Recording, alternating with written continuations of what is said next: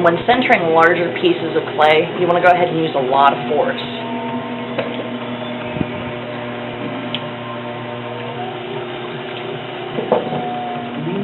A lot of the times I go ahead and stand up to go ahead and get leverage on it.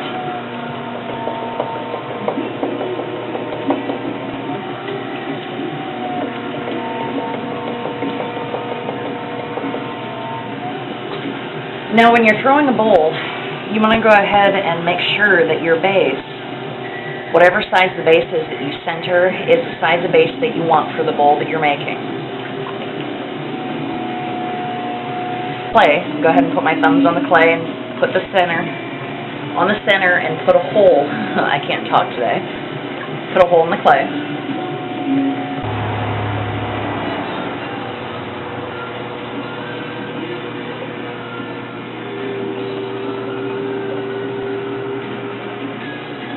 Once it's opened, I'm going to go ahead and compress the bottom, which simply means that you're just going to go in and you can use a sponge, you can use your fingers. I've always found it a little bit easier to use a sponge.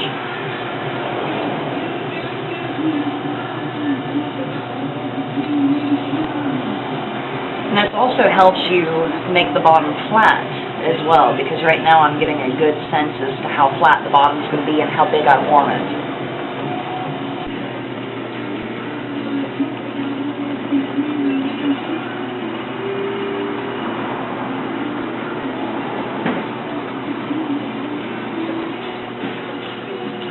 Got a nice little V shape here. I'm going to go back into the center and take a little more clay out of there.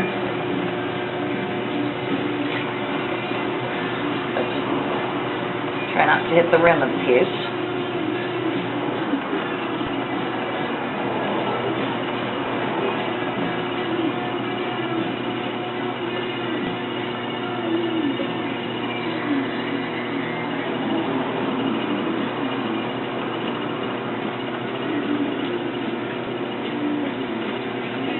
Now I'm going to start pulling the bowl out a little bit more, because this is actually a pretty decent sized bowl.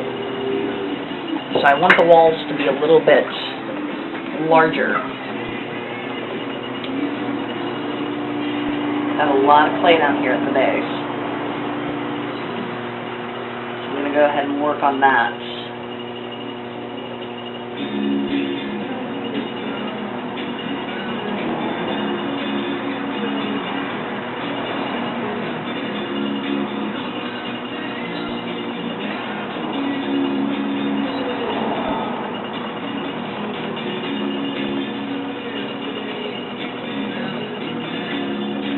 Okay, with any kind of a bowl